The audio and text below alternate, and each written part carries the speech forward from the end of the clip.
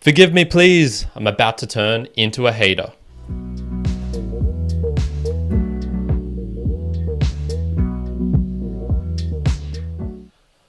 Welcome, Immortalites, to another round of the book reviews. I'm your host, Kyron, host of the Mere Mortals and Value for Value shows, but also this one where I dive deeper into the books that I'm reading to give you the juicy information, extract some themes you might not have thought about, and also just enjoy the books that we are reading. Am I? No, wrong. Today I'm doing something different. I'm about to be the biggest hater of your life. I'm sweaty here. I've got this kind of like niggle in my throat. I've had a crappy couple of days. This morning was an absolute travesty of getting this out on time and recording live, which is normally 10 a.m. Australian Eastern Standard Time on a Thursday, which is UTC 0 midnight on a Wednesday. So wherever your time zone is in the world, if it's plus, add that onto that. If it's minus, take that off that, and you will know when to come and join me live. Like we have Cole in the chat here. Very much appreciated, Cole. And yeah, today's episode's not only is all that happening, live stuff on the podcast apps I almost got working, but not completely. And I actually didn't read a book for this week. If you've gone through a couple of the book reviews recently, there have been some pretty hefty books. The Manufacturing Consent, for example. The next one coming up, Book Wars, is like 500 dense pages as well. So I just didn't have any book to review for today. I could go back to older ones, which I have done. I've read like hundreds of books before, which haven't made it onto this channel. But I'd prefer not to do that. I prefer to give you current Kyron's interpretation of a book review, not a book that I'd read, a decade ago. So instead, I'm going to do like a little bit of a filler episode, I guess, in the sense. And I thought it'd be worthwhile to go over a couple of books that I tried reading recently, but for whatever reason, they just didn't stick with me. And normally I say like some of these characteristics of modern books I published in the last 5 to 10 years. But funnily enough, only one of the three that I'm going to kind of give a mini review on was not of that case. And so let's just jump onto the first one. And this is Time Eliminates Untruths. And so this is going on to the Power of Now by Eckhart Tolle. Where is it? I didn't even create the thing for it that I thought I did. The Power of Now by Eckhart Tolle. So I'm going to give you my quick descriptions that I wrote down of it, and we'll then just expand off of that. So this is what I wrote for it. Starts off weak, feels mildly condescending and know-it-all, page 7 top, for example. Not much humility, random claims as well on page 9, second paragraph.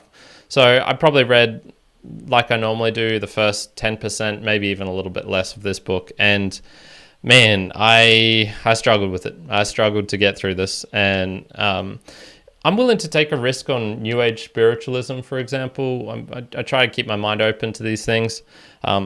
I definitely do think there are experiences which you can have which are beyond perhaps the current scientific method, especially if you're looking into things related to the brain, very internal, such as meditation, or experiences you can have whilst putting your body under extreme stress, like ultra marathon runners, things like that. Psychedelics are a pretty good way to experience something which the current scientific method is not great at doing. But many of these things lack some sort of grounding as well. And there's a lot of just hearsay, and it's like, I experienced this, therefore this is what the world is like. So I find this is relatively common across books that are new, and this can be scientific or non-scientific. The Power of Now is not a scientific book. It claims that he's making about the universe, how it works. And then I'm sure there's a lot of things that are helpful for people in there. Don't get me wrong. I'm not saying it's all trash, but that was just the way that he approached it, with the kind of like, just one day I had this transcendental moment, and therefore I now have like the truth kind of thing. That's a bit random. Like if he'd meditated for 30 years and had like really earned that wisdom, it's one of those ones where it's like, I'm not sure he really earned the wisdom. But getting onto the time sort of thing, I've got a classic tale I always say, which is the book Sperm Wars, which is a very scientific book. That's the whole book is based on scientific studies, and it was essentially about biological evolution of sperm, mating, behavior of humans, and he'll create all of these scenarios like a group of guys at the beach with a girl and she's kind of flirting with them, and then they all end up having group sex, and then this guy cheats on this girl or this girl cheats on this guy, and it's all related to do with like the what's going on internal in our bodies, and a lot of it is sperm wars. And he's talking about how sperm can fight in the vagina, and this is where he gets into all these things like there's these kamikaze sperm that go in and try and destroy other sperm from other males. There's these like blocker sperm, which are like, they've got guns and they're like blocking the entrance for other sperm to get, like, there's all this stuff in there. And I thought it was a really fascinating book, well written. And then afterwards I find out like, oh, it's actually like a lot of these scientific studies that it came up with have largely been like debunked, or the science has moved on, and no, there's not really any such thing as kamikaze sperm.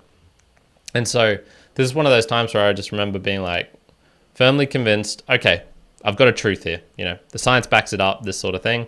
And then I just find out later, more studies have been done, more time has passed on. It's like, oh no, it's not actually true. So I think just with enough time, dust can settle out how events have actually played out, and whether they are even worth talking about. So this can be truths about the nature, about the world, but even about history and about things that have been going on in time, which gets us on to our next book, which was the How Civil Wars Start by Barbara Walter. And this one is Supercharged Emotions. So my little writing down here was definitely is why I don't like recent books. More than half the book was about modern things, so the last 10 years, so about from the middle onwards. And there was just, or even this kind of hypothetical future scenario she created for how a civil war could erupt in the US. And then was very condemning about the Trump civil overthrow attempt, talked about politics a lot, was very US focused as well. So those were my initial notes. The thing with this book is I can flip to almost any page of the recent section at the very least and find like a red flag. One thing I wrote down here was on page 211. So let me quickly jump there and I'll get to this. So she was saying, there are times when the demands of insurgents would be dangerous for democracy, leaving a government little choice but to engage in targeted retaliation. President Lincoln was correct to refuse to negotiate with Confederate states over slavery. In these cases, government should arrest, prosecute, and seize the assets of insurgents, making it harder for them to operate. Government should also pursue a strategy called leadership decapitation, which involves imprisoning the leader or leaders of a terrorist group to hasten its collapse. Sometimes there is legal recourse, and then she goes about blah, blah, blah, talking about right-wing demonstrators, blah, blah, blah, blah, blah, blah. Whenever you're saying, I mean, just in that sentence alone, the should word came up a lot there. I'm not a fan of that. Advocating for governments, I get where it's like, if someone's being civilly disobedient, hurting other people, they do need to be locked up or stopped from harming other people, for sure. Being kind of really of the government getting involved in that process and being like, yeah, leadership decapitation, even just using the word decapitation is kind of like, oh, okay, that's a bit strong for me. And then there's just so many other things in this book. There was comparisons to Nazis. Whenever you're doing that, you're losing. That's like the rule number one of the internet. You lose the argument if you're the first one to bring up a comparison to a Nazi. There was just random name calling in random passages of politicians she didn't like. Lots of focus on race and ethnicity, but kind of being pointed about it. It's kind of like the rich white guy, that sort of thing. General political debate, I don't care about that. A lot of creating of fear through hypotheticals. This civil war thing that she comes up with is very like, oh my God, the civil war is going to happen in the US. Tossing big topics like global warming catastrophe, like it's a certainty. A lot of what happens in this book reminds me of The Population Bomb, which was a book written, I think it was Paul Ehrlich, back in the 1960s, 70s, which was all about how the world's going to become overpopulated by the early 2000s or even the late 90s. There's going to be massive famines. All this sort of stuff is going to happen. And it was very fear-mongering, very like certainty based of like, this is going to happen. The data says it, and she's got some data in this book as well. It's mostly anecdotal from what I can tell, but that's her job to look at civil wars. Everything about this book just screamed out to me like, one, it's not going to be important in 10, 20 years time. Two, it's a lot of fear-mongering, supercharged emotions about recent events as well. Once again, not letting the dust settle and see how things have gone or how they haven't gone. There was just so much in this where I just was going like, yeah, damn. There's a lot in here which makes me think this is not going to be helpful, but it's probably going to be detrimental to my thinking, and I'm not sure it's gonna. Yeah, it just so many red flags in it where I was like, okay, I'm gonna stick away from this. So that was the second kind of I suppose thing, the supercharged emotions that you find in books like this. I'm not sure are helpful. And then the last one that I had here was this one, the communication style. And so this was The Color Purple by Alice Walker. And what I wrote for this was too hard to read off the bat, went to the preface, and I didn't much like the author and kind of what she was espousing as well. This one is probably the least egregious of the three. This was really hard to read. The style of it was in this kind of 1900s Georgian, and when I say Georgian, I mean the state in the US, style of speaking of African Americans, of slaves. I believe it was slaves, yeah. And written as a epistolary novel, which basically means it was written as notes or letters between characters. And it was very hard to pass through. Even just reading at the start, I'm like, I got to make sure I want to commit to this book, because I'm not. It's going to be very tough and mentally draining to try and read and understand all of what's going on in these passages. One, I'm not American, so I don't know a lot of the things. I'm not Georgian. I'm not African American. There's so many things in there where I'd be like, I don't know what this word means. I'd have to go look it up, all this sort of stuff. So I was like, all right, let's just try and find out what the author's kind of about and what this book was written for, I guess. What would I take out from it? And then this was when I kind of read into her backstory, read a little of the preface, and she's just very much an activist type of person, which is, fine. She's free to do whatever the hell she wants in her life, but very much activism seems part of her personality and what she tries to do. And which made me kind of question what she was trying to do with the book. Style can somewhat hide or magnify purpose. I think this can change a lot of things. And in this case, the style was very difficult to read, and therefore it was like, okay, well, this is where I need to go to the underlying purpose of what I'm going to take out from the book. And I'm not really sure what I could take out from it. It was about, I suppose, like racism and probably sexism as well in America, in a time period from long ago. I'm not American. We never had those same level of inequalities or things like that here in Australia as they did. There's a lot of context, there's a lot of things where I was just like, I'm not sure this is going to help me really understand much about the world. And I've read so much American stuff. I don't need to read another American book if I'm not absolutely sure like this is going to be another thing. All three of these books were written by American authors. So I believe Eckhart Tolle's American. So yeah, this style is interesting as well, because you'll see this with something like Atlas Shrugged, for example. Atlas Shrugged is by Ayn Rand. It's an interesting book in the sense like it's an intriguing story. I liked it when I was first reading it. This is once again one of those books that I read a decade ago, so I could do a book review on it, but it's so long ago, and I'm just dredging up memories here. I remember being interested by the story, mysterious people disappearing, and they were kind of like competent, but they were doing incompetent things, like what's going on there? And there was this mysterious character who was John Galt.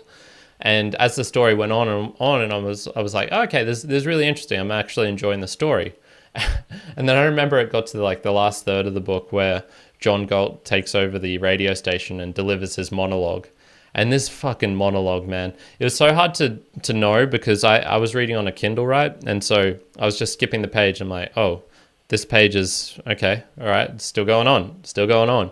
And I just remember like rapidly hitting the Kindle, trying to get to the end of this monologue, because it just turned from a book with an intriguing story and plot line and style into propaganda, which was, I don't think it's unfair to say that a lot of Ayn Rand's work is propaganda. She wrote very much with a moral in her mind that she wanted to convey onto her readers, and that's fine. But I find it can somewhat detract from what might be like the style of the book is it for her. She wrote with a purpose, and then the style was kind of incidental, I think. Whereas you can have other books where I think the style is what's the most important thing, and then if there's a purpose that is uncovered from that or comes out from it, that's amazing. And that's the difference between this writing techniques of someone, say like Dr. Seuss, who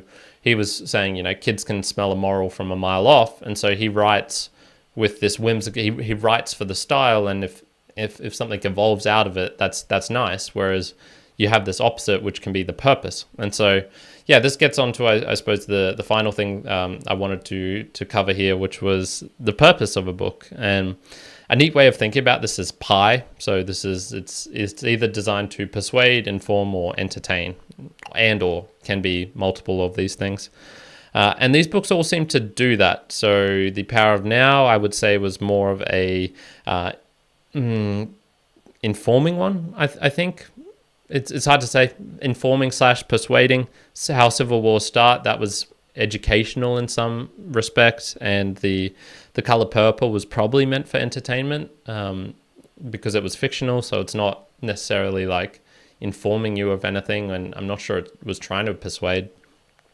Anyway, all of these can do that, and I think the purpose can be benevolent, ambivalent, malevolent. It can be good, bad, or neutral, and you could probably put a spin on them being good, bad, or neutral depending on your own morals and ethics and things like that. And so that's where I go with, okay, like with the style, where does the outcome of it lead me to? If the style itself is not interesting enough for me to read, what's the purpose of this book? Because I definitely, when I read, I want to come out better for reading the book. I want to become a better person. I want to be more informed, or I want to have, had some fun, be entertained, to enjoy the book. There's these ones where I'm questionable. When I'm questionable as to whether I'll come out of this a better person, that's where I think like, I'm going to stop reading this. How Civil Will Start, reading this, I'm not sure I would come out of this as a better person. I'd be talking more about politics. I'd be talking more about Trump and violence and hypotheticals, which I'm questionable as to how serious they are, and how likely they are as well. Fear mongering and things like that. I don't want to help promote that sort of material. The Power of Now, I'm questionable as to some of the validity of the claims in the book. If it's helped people, that's great. Self-help, once again, I've talked about this in the past, but self-help is, I think, necessary for perhaps a small portion of your life. But if you're still really getting into self-help decades after it, it's kind of more motivation than it is. I find it a very weird genre. And The Color Purple, I would have come out from that confused and sad, I think, rather than having really gained something from that. So there are exceptions to all of these rules, for example. So so in general, I would say like those three things that I wrote down, or four things, I guess. The time eliminates untruths, so I'm therefore more likely to read older books. The supercharged emotions, I try and stay away from books that are really trying to rile me up in a certain way or make me angry. Another book like that is Mein Kampf, for example. That book was written to rile you up. And then the communication style, I think it's just important for it to be legible, and if it is written in an obscure way, it's got to have a real good reason for that. if you go back to some of my book reviews of the Latin American authors during the boom period, they're very experimental with their magic realism, with, I'm thinking of people like Julio Cortázar, who writes in this very obscure, hard to penetrate way. And I don't think it helped.